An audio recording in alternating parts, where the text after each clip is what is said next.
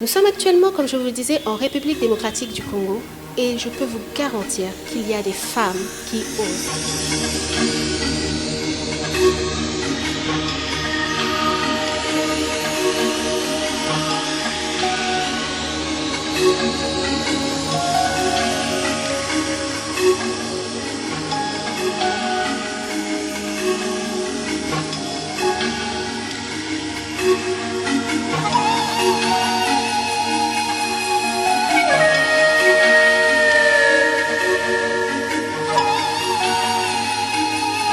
Il est possible de commencer de zéro et devenir une héroïne.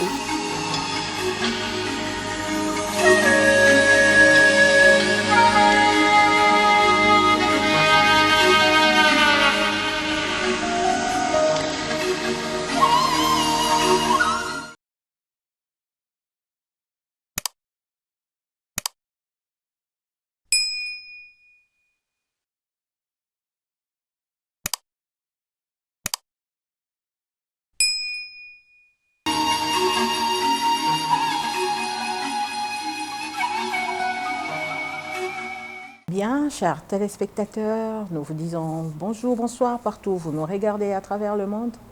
Nous sommes encore une fois de plus présents à notre rendez-vous de chaque mercredi à 20 h sur Milor Télévision. Et nous avons toujours comme objectif de pouvoir émettre à lumière de femmes qui commencent des héros à héroïnes. Ce soir, nous avons vraiment l'honneur de pouvoir recevoir sur ces plateaux une dame qui en coulisses les uns connaissent. La plupart, peut-être à travers la République démocratique du Congo, connaissent bien par les noms. Nous la recevons dans ces beaux cadres du restaurant Les Beaux des Guitares sur l'avenue de la Justice au numéro 818 à la Gombe. Si quelqu'un pense pouvoir passer, goûter un coup de piment, on n'a qu'à passer dans ces restos. Ce soir, nous allons pouvoir vous présenter Madame Carole Koy. Bonsoir, Madame Carole. Bonsoir, Madame Yvette. Comment vous sentez? Très bien, merci. Comment vous allez? Ça va très bien. Karine, le monde entier voudrait savoir en fait pourquoi ces éloges. C'est qui Karine Koy? Merci beaucoup. C'est Carole Koy. Carole Koy. Merci. C'est Carole Koy. C'est une jeune dame. C'est une jeune maman née et grandie en République démocratique du Congo, d'une famille modeste. Mon père, c'est Koy Elomo, décédé il y a quelques années. Et ma mère, elle est encore vivante, l'honorable Toumba Bijika Rose. Carole, c'est une jumelle. Elle a fait ses études au lycée Busangani, ici à Kinshasa. Elle a terminé ses humanités au lycée Busangani. Et par après, je suis allée à la colline inspirée, comme on l'appelle, l'université de Kinshasa. Et là, je suis graduée, licenciée en droit, option droit économique et social. Et par la suite, Carole, elle a également, par passion, parce qu'à part l'université, j'étais intéressée également au journalisme. Je suis allée à l'IFASIC où j'ai obtenu également ma licence en journalisme politique extérieur. Je suis une mère qui a des enfants, c'est-à-dire des triplés, avocate. Et Carole, qui est-elle? Carole, c'est aussi parmi ces jeunes dames qui se sont battues par des repères. Moi, mes repères, ce sont mes parents. Parce que mon père, il a fait la politique. Un grand monsieur de la province orientale, décédé il y a depuis 90. Et il y a aussi ma mère qui est une députée provinciale honoraire. Donc, derrière ma mère, parce que j'ai été plus élevée par ma mère, derrière le pas de ma mère, j'ai été formée par elle. Après mes études à l'université, toutes les personnes se cherchent, comme toutes les dames aussi se cherchent. Je me suis orientée vers l'informatique, j'ai une petite formation en informatique et par après, il y a eu l'arrivée de l'AFDEL, de consultation nationale. Il fallait également que les femmes participent au dialogue intercongolais. Et là, ma mère, elle est présidente d'un parti politique, le Front commun des nationalistes. On avait besoin de femmes leaders. Et en tant que présidente d'un parti politique, ma mère a été contactée et moi, comme je venais de terminer mes études universitaires, je l'ai accompagnée. Ce qui a fait que nous avons participé au dialogue intercongolais comme étant des expertes. Et c'était là aussi dans le cadre de la participation de la femme et que là, la mission de femmes au sein du dialogue intercongolais, c'était influencer les hommes à une prise de décision afin qu'ils reviennent, qu'il y ait une paix en République démocratique du Congo. Et par là, chez mon faisant, passionnée par ce que je faisais et ce que j'apprenais par mes aînés et par mes mères, entre guillemets, je me suis retrouvée dans l'opposition politique non armée. À l'époque, il y avait le vice-président Zaïd Ngoma, de triste mémoire. Et puis là, j'ai été recrutée dans le cadre du quota de l'opposition politique en tant que membre du bureau au sein de la commission électorale indépendante avec l'abbé Apollinaire Malou Malou. J'étais chargée de questions juridiques et contentieux, également des questions de genre. Nous sommes la première promotion en République démocratique du Congo après à organiser démocratiquement les élections. Cette promotion, bien sûr, comme je dis, avec l'abbé Apollinaire, comme également les autres membres du bureau et les autres membres de la plénière, nous avons organisé, nous avons commencé par l'identification, le référendum, le scrutin électoral présidentiel, premier tour, deuxième tour, provincial, national, provincial, sénatorial. Et j'ai également évolué toujours dans le quota de l'opposition politique. Je me suis retrouvée questeur, membre du bureau encore une fois, avec le président Ngoï Moulunda. Là, j'étais questeur chargée de questions administratives et contentieuses et administratives, l'administration et finances, également chargée de questions en genre, ce qui a été la deuxième élection que nous avons organisée en République démocratique du Congo. Et par la suite, il fallait se battre. Et en passant, j'ai oublié de dire que dans les cas toujours pour inspirer, pour également encourager certaines personnes, comme j'ai fait mes études en droit, je devais quand même prêter le serment. Je n'ai pas opté la magistrature, je suis allée, je prêtais serment, je suis avocate inscrite au barreau. Et après d'avoir organisé, participé aux élections, aux deuxièmes élections démocratiques organisées au pays, je me suis retrouvée conseillère à la Cour constitutionnelle dans les cabinets du juge Jean-Luc Essambo. Là aussi, j'ai eu un parcours où nous avons, comme étant conseiller, vous êtes dans l'obligation d'une mission selon vos attributions dans un cabinet du juge constitutionnel, un juge à la Cour constitutionnelle. Nous avons eu un travail également chez Ménier, nous avons aussi des expériences. Et par après, pour l'instant, je suis au barreau où je suis en train également, sans oublier également s'il y a des mouvements de femmes ou certains groupes où également je suis dans une promotion, je suis dans une asbel de ma promotion. Nous contribuons également, nous sommes des expertes, nous contribuons sur quelques questions, soit peu par rapport à notre formation et notre expérience que nous avons acquérie ici en République démocratique du Congo. Et nous avons encore un long parcours. Carole Coy, pourquoi tous ces parcours, toi en tant que femme? Je suis en train de vouloir te rappeler que nous sommes au mois de mars, où le monde entier est en train de réfléchir autour de la femme, s'il faut qu'on les dise ainsi. Carole, quelle casquette! Mère triplée, en lingala on dit mère double, avec toute cette carrière. Pourquoi avoir fait ce choix? J'ai commencé par faire le droit. Pourquoi le droit? J'ai vu ma mère victime d'injustice. Oui. J'étais choquée par l'injustice que j'avais vécue, j'ai vu ma mère vivre. L'injustice juridique, judiciaire. À cette époque-là, là où je me suis gérée, je dis, je dois quand même apprendre à comprendre le droit. Qu'est-ce que le droit? C'était pour moi aussi un réconfort moral.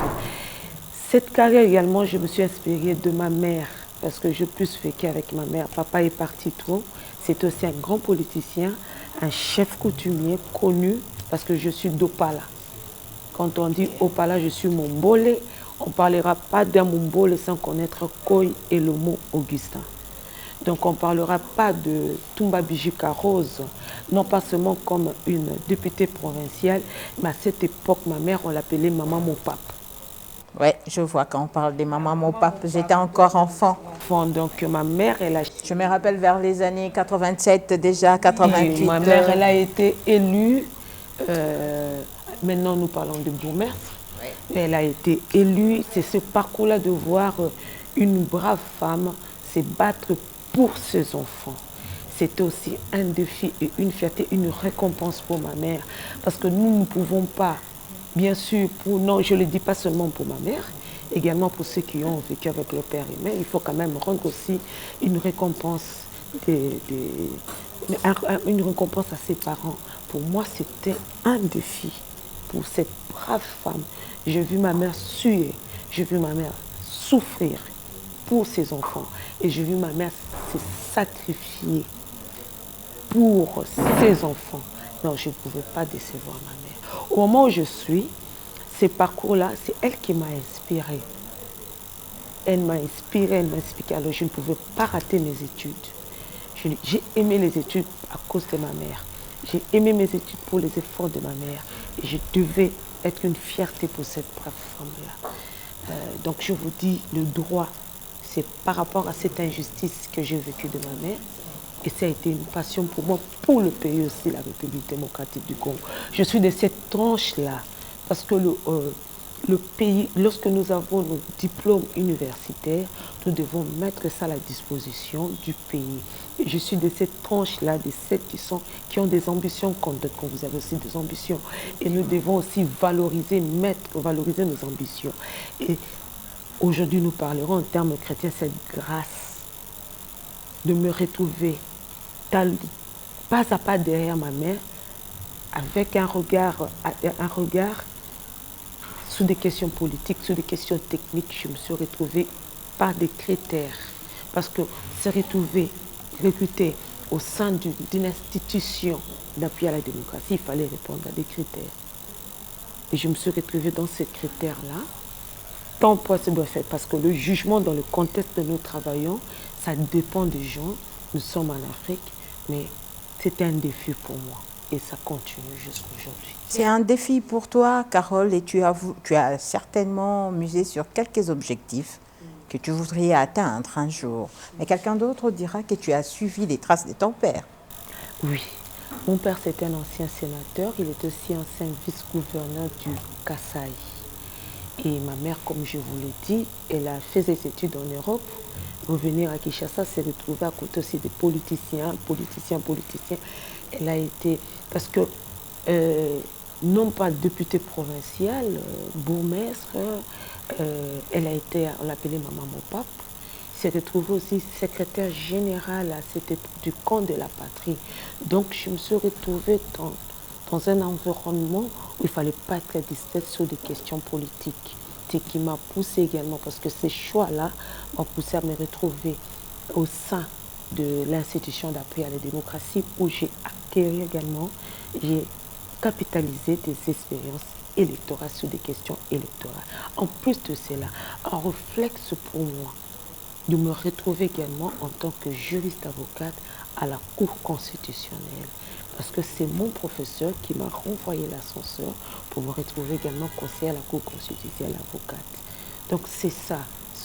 C'est aussi un environnement, c'est aussi des ambitions, c'est aussi s'inspirer par rapport à d'autres personnes aussi qui sont des aînés. Et pourquoi pas dire, de par nos capacités, lorsque nous fréquentons l'université, nous avons fréquenté l'université parce que je fais également du FASIC en communication. Donc je me dis pourquoi pas pour mon pays, s'il faut répondre sur des critères objectifs, pourquoi pas que je sois. Et je ne me gênerai pas, hein. C'est encourager aussi d'autres personnes, les personnes qui vont me suivre. C'est vraiment un peu difficile dans le contexte actuel, mais je ne me gênerai pas. Si on lance des avis de recrutement quelque part, ouf, si j'ai ces critères, je me balance, je me lance, et si on me recrute, je me défends par la grâce de Dieu et l'intelligence que j'ai. Carole Coy, c'est pertinent. À la fois, tu t'es dit mère triplée. Chers téléspectateurs, chez nous, en RDC Congo, quand on parle de triplé, ça signifie une maman qui a donné naissance à la fois à 3 enfants. 3 enfants, une fille et 2 garçons. Une fille et des garçons, sûrement les mêmes jours. Le même, bien sûr, sont des triplés. Alors, je me dis, tu as une spécialité en communication, mais tu as préféré te focaliser sur les droits, avec comme objectif de chercher la justice, qui apparemment n'a jamais été équitable. Qu'est-ce que réellement ta maman a pu subir qui t'a vraiment interpellé? Tu as dit tantôt que quand papa était mort, tu étais encore mineur, à 17 ans. 17 ans, j'étais mineure. Et je comprends que c'est une dame qui avait déjà à ce moment-là de l'estime de soi. Aujourd'hui, en RDC, les gens parlent des élections qui ne sont jamais ce qu'il faut dire. Je ne suis pas en train de pouvoir larguer quelqu'un ici, et ils disent que ce sont des élections qui ne sont pas équitables. Il y a du fraude dedans. Carole Coy, en tant que femme, a voulu atteindre son objectif de pouvoir justifier, de pouvoir être juste dans la mesure pour ce qui est de droit. Tu peux t'estimer à l'aise partout, tu travailles dans ton environnement, en tant que mère à la fois, parce que aussi tes enfants ont un regard sur toi. C'est un problème d'organisation. C'est d'abord un problème d'organisation. Il faut se dire que une fois on est au travail, c'est qu'on se dit qu'à la maison, on a tout organisé. J'ai eu mes enfants pendant que j'ai travaillé. J'étais en plein travail et ça n'a pas été un blocage, encore moins un obstacle pour moi pour mieux bien travailler. Votre mari vous a laissé le libre choix de pouvoir travailler? Oui. Sûrement, il vous accompagne dans tout ce que vous entreprenez. Oui, il m'accompagnait, je parle au passé parce qu'il est déjà décédé. Il m'accompagnait, il n'a pas été un obstacle pour moi, il était fier, trop fier de moi, comme également ma famille. Et parlons aussi, comme vous le dites, parler de la justice, c'est que ma mère a connu. Si je dois bien expliquer, j'entrerai dans les détails, ça risque de froisser les gens, mais je vous dis clairement que ma mère a été victime d'injustice. Deuxièmement, j'ai commencé plus en droit, et puis pendant que j'ai terminé, j'étais en plein travail, j'ai combiné avec la communication. Les élections idéales, on n'en trouvera pas. Il y a toujours des contestations.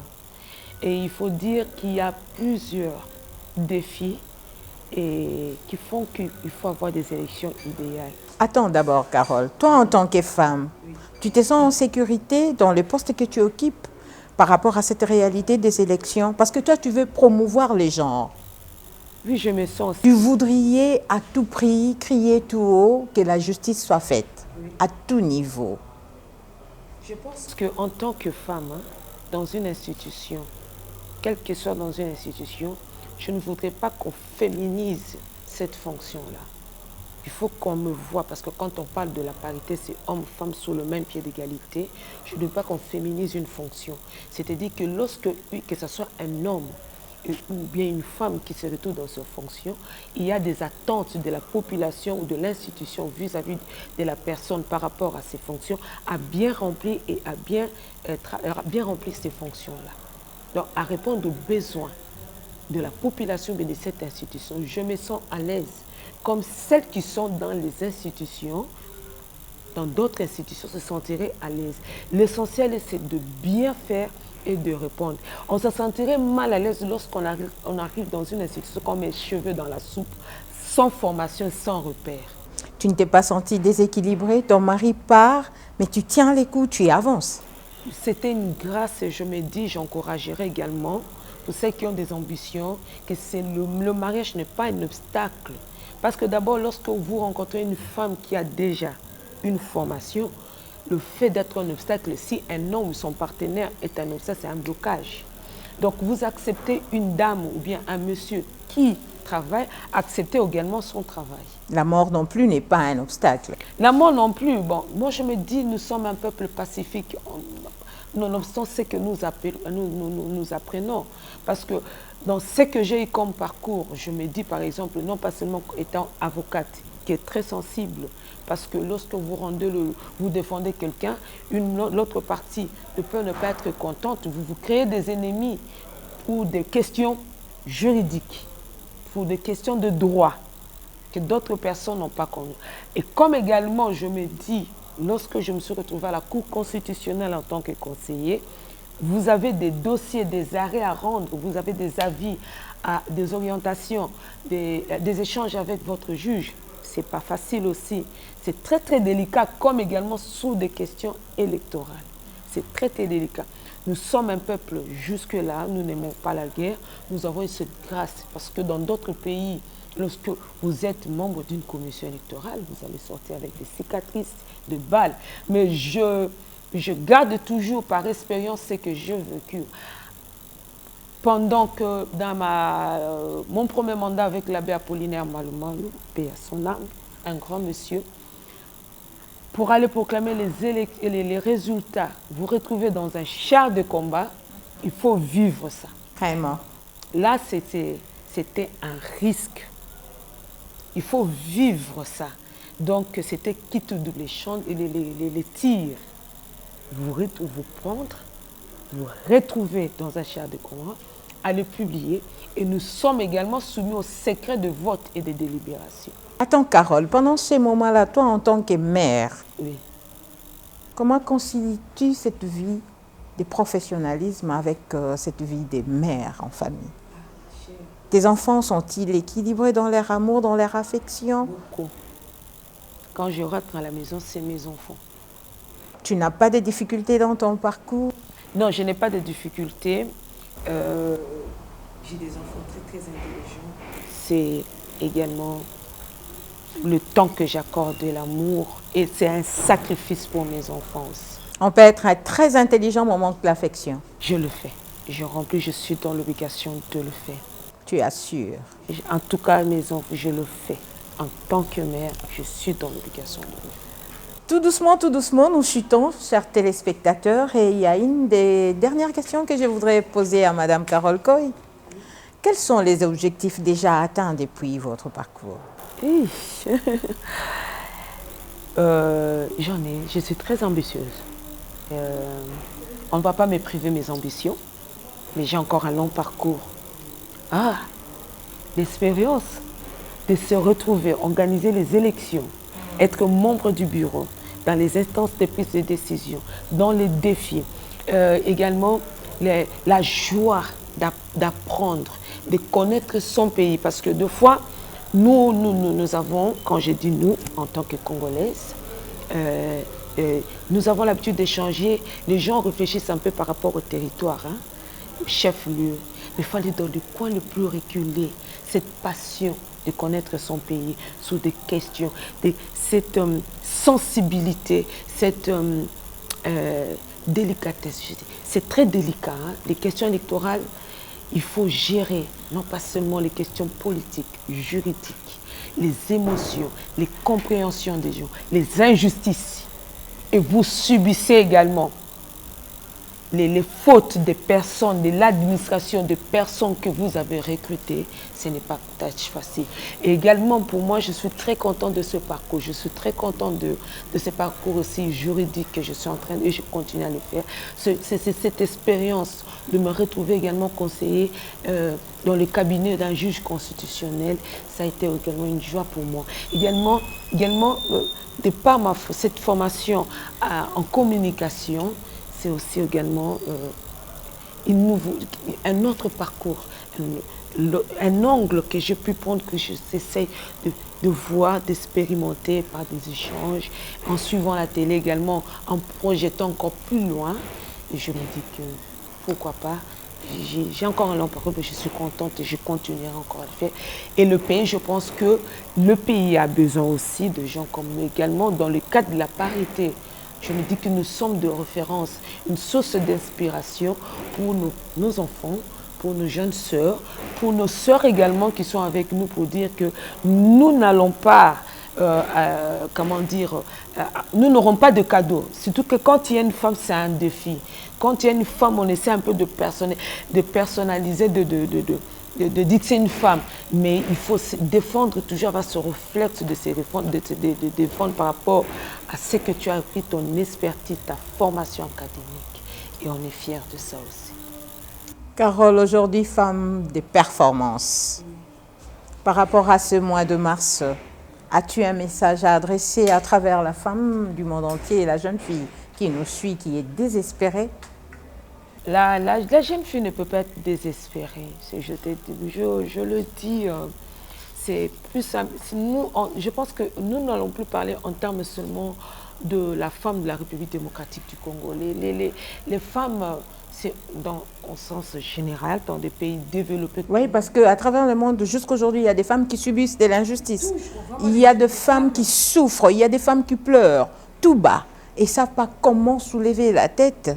Les combats continuent. Qui se sous-estiment, qui ne savent pas où commencer. Nous sommes là aujourd'hui, demain il y aura des gens, c'est tout un processus pour ce qui est de la femme. Il y a plusieurs questions, il y a plusieurs raisons qui concourent à cette souffrance ou bien à cette discrimination de femmes au niveau mondial. Vous verrez dans des pays aussi développés, vous trouverez aussi des femmes qui disent qu'elles vivent cette certaine discrimination, comme dans des pays sous-développés, comme également en Afrique. Mais nous continuerons et c'est un long processus. Il y a celles qui ont commencé des années bien avant nous, il y a des siècles. Et au XXe siècle, XXIe siècle, que nous continuons toujours à nous battre, nous allons nous affirmer. C'est ce qui fait que nous allons nous affirmer sur terrain. Nous allons nous affirmer sur certaines plateformes. Nous allons nous affirmer sur certaines scènes où on a besoin de la femme et la femme doit être capable. La femme doit être capable de se défendre, de faire la fierté de toutes les femmes, sur quel que soit le pays, quel que soit l'endroit où elle se trouve. La femme doit être fière. La femme doit être capable de faire sa fierté à travers le monde entier. C'est par ces mots que nous mettons un fin à cette émission de cette soirée. Carole, nous te disons infiniment merci d'avoir accepté notre invitation et nous passerons vous chercher prochainement pour un nouveau numéro. Sinon, nous vous disons merci.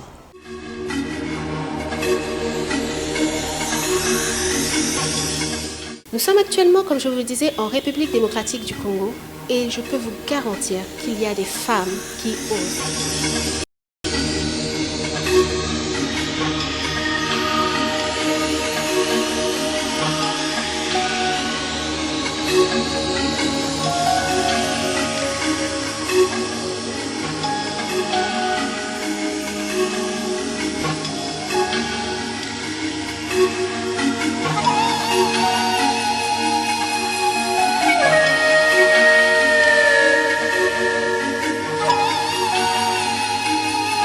Il est possible de commencer de zéro et devenir une héroïne.